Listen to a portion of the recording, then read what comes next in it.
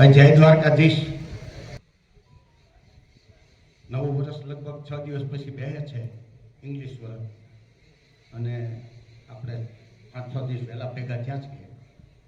14 વર્ષ પૂરા થયા છે અને 14 તારીખે તમારો પ્રોગ્રામ શરૂ થશે એવું હું માનું છું. એટલે સૌને સપ્ત ગણો એટલે 14 થાય, એટલે સપ્તઋષિના આશીર્વાદથી તમારું સરસ્વતી ફંડનું કાર્ય ખૂબ સરસ થાય એવી દ્વારકાધીશને પ્રાર્થના. સવાલો ઘણા છે, બાબુભાઈને સાંભળ્યા, ભાઈને જગદીશભાઈને સાંભળ્યા, પાઠક સાહેબને સાંભળ્યા હતા. મને બહુ મજા આવી. સમાજ એક વસ્તુ આખી અલગ છે, પણ સમાજનું જે કનેથી કામ લેવું ને એ માટે તમે જેની કને જેટલું જ્ઞાન છે ને એટલું બીજા કોઈ પાસે હોય પણ ન એવું. પણ સવાલ એ છે, કર્મવીર એક શબ્દ મેં સાંભળ્યો છે. કર્મવીર એટલે લગભગ કોઈ સરસ્વતી ફંડમાં સેવા કરતા હોય એને લગભગ તમે કર્મવીર ગણતા હશો. પણ કર્મવીર એ છે કે 56 ગામડાએ તમને રૂપિયાના પાળો પાડી દીધો. એના કર્મ કરીને તમને વીરતા બતાવી છે, એની મહેનત કરીને તમને વીરતા બનાવી છે અને સેવા કરે છે. અને આથી કર્મ યોગી કયો, કેમ કે યોગ આપે છે. એટલે કર્મ યોગ સારો લાગે, કેમ કે પોતે યોગ આપે છે. યોગ શબ્દ એવો છે. એટલે કર્મવીર, કર્મયોગી, મહેનત કરી છે વીર કહેવાય.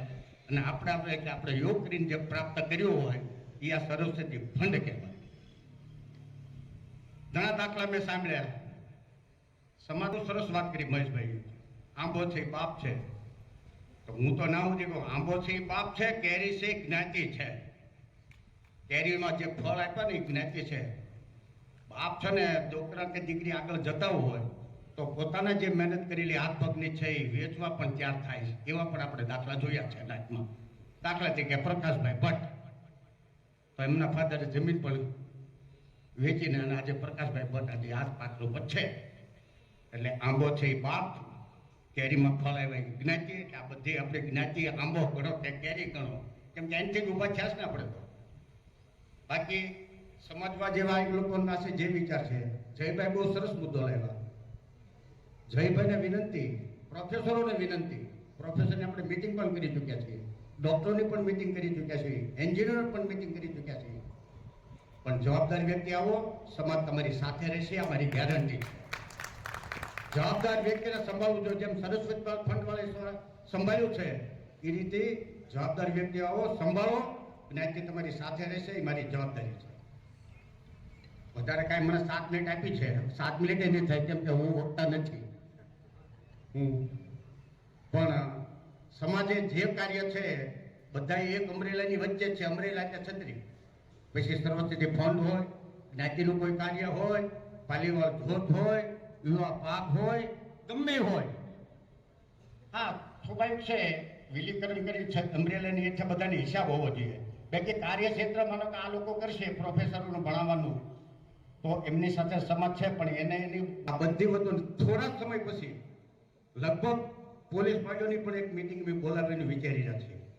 અને છેલ્લા 3 વર્ષથી મહિલા મંડળની પણ સ્થાપના થઈ ગઈ છે. આપ બધાને ખબર હોય તો મહિલા મંડળને પણ બોલાવતા જો, જેથી કરીને આમાં એમની જરૂર છે. ધર્મ અને મહિલા સિવાય કોઈ દિવસ સમાજ આગળ જતો નથી. આ ખાસ યાદ રાખજો. પ્રશ્ન તો બધા જ કરવાના. આજે 137નું જે બનેલું છે બંધારણ, એ પણ હું વાંચું છું, એનો પણ મને અભ્યાસ છે. એમાં આ કરતાં સારું હતું, અત્યાર કરતાં ખૂબ સારું છે. પણ એ અત્યારના આધુનિક યુગ પ્રમાણે અત્યારે કોમ્પ્યુટર યુગ આવી ગયો. બેઠા બેઠા હું તમે બોલું વાપરે હિસાબ કીધો, હું તો એના સુધી પહોંચ્યો નથી, કેમ કે અમે તો બધા કોમ્પ્યુટરમાં પણ છીએ. એટલું ચોક્કસ છે, જ્ઞાતિની સાથે પ્રમુખ તરીકે હું સ્વીકારું છું કે જ્ઞાતિ તમારી સાથે રહે, એમાં પૂરેપૂરી અમારો સાથ સહકાર રહેશે એવી દ્વારકાધીશને પ્રાર્થના.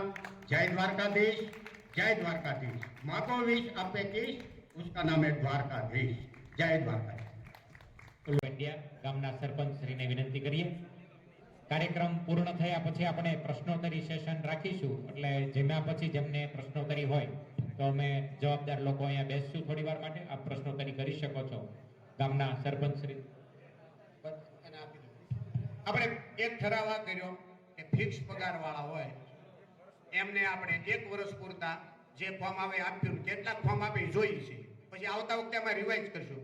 બીજો ઠરાવ એ કરીએ છીએ કે ગામમાં ફોર્મ ભરાય એ વાડીએ કે દુકાને ઘરે ભરીને સહયો નહીં, ગામની સ્થાનિક કમિટી ભેગી થઈને જ ફોર્મ મોકલશે.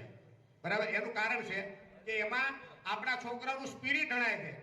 એ ભીખ માગવા માટે બાલાભાઈ ત્યાં, શાંતિભાઈ ત્યાં, પીટી ત્યાં જતા હોય એવું લાગે છે સહી કરાવ. એને બદલે તમે એક જણ ફોર્મ લઈને બીજી ઘરે બોલાવી તો એનું સ્પિરિટ, એની અસ્મિતા જળવાય. બરાબર? એટલે આ બે ઠરાવ કરીએ છીએ આપણે કે ગામની સ્થાનિક કમિટી મીટિંગ બોલાવીને જ ફોર્મમાં સહી કરવાની, અને બીજું ફિક્સ પગારવાળાને MBBS ના અભ્યાસ માટે, બીજા કોઈ અભ્યાસ માટે નહીં. ઓકે.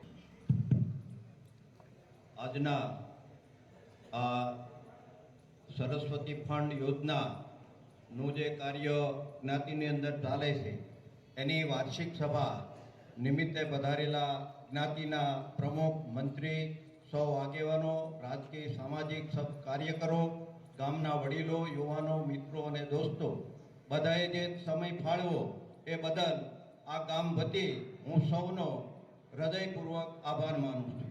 બીજી વાત, આભાર માન્યા પછી કે સરસ્વતી ફંડમાં પીપરલાનો બીજો નંબર આવ્યો છે, એટલે એ 500 રૂપિયા માટે અમે નીકળવાના છીએ. તો એમાં પણ એ યોજનાની અંદર જે 45 વર્ષથી નાના કોઈ બેન કે ભાઈ ઓફ થઈ જાય તો એને જ્ઞાતિ 20,000ની સહાય કરે છે. એવી સહાય આપણા ગામની અંદર 3 વ્યક્તિને કરી છે, એટલે 60,000 ની રકમ આપણા ગામમાં આવી છે. જ્ઞાતિના પ્રમુખ મંત્રીએ તો કીધું 2-3 વખત કે ભાઈ બુકો જે થયું હોય આપી દો એમ, પણ આપણી એક ઈચ્છા એવી છે કે ભાઈ ગામમાંથી જે કાંઈ આપણને જ્ઞાતિએ મદદ કરી છે એમાં કંઈક વધારે ઉમેરો કરી અને આપણે જ્ઞાતિને આપીએ તો આપણા ગામનું ગૌરવ રહે અને ગામનું એક આપણું નામ રહે. એટલે એમાં પણ સૌ વડીલોએ, સૌ દોસ્તોએ સહકાર આપવાનો છે, એટલે જ્ઞાતિને આપણે એ રીતે મદદરૂપ થઈ શકીએ. જય હિન્દ. સૌનો ખૂબ ખૂબ હૃદયપૂર્વક આભાર. સરપંચ શ્રીનો સ્વર્ગસ્થ હીરબાઈબેન નરસિંહભાઈ બનોત સમઢિયાળા થોડા જ સમય પહેલા સ્વર્ગવાસી થયા છે, અને એમના દીકરા મનુભાઈ બનોત આપણા સરસ્વતી સહાયક ફંડના કર્મયોગી છે અને ખૂબ સરસ મજાનું કામ કરે છે. અને એમની પણ કંઈક સરસ્વતી સહાય પ્રત્યે ખૂબ એવી ઉમદા લાગણી હોય. રૂપિયા 11,111 તેઓ અર્પણ કરવા ઈચ્છે છે. આવો આપણે તાળીઓના નાદથી વધાવીએ અને મનુભાઈ અહીંયા ઉપસ્થિત છે, એમને વિનંતી કરીએ જ્ઞાતિના પ્રમુખ શ્રી અને બાબુભાઈના વરદસ્તે. એટલે પ્રવીણભાઈ પટેલના આગેવાનો એમ કહે છે કે આપણે ગામના લોકો પાછળથી જમશો, પહેલા મહેમાનોને ડીશ લેવા દઈએ, સિવાય કે કોઈ ડાયાબિટીસ ના દર્દી હોય તો એમને છૂટ છે. હર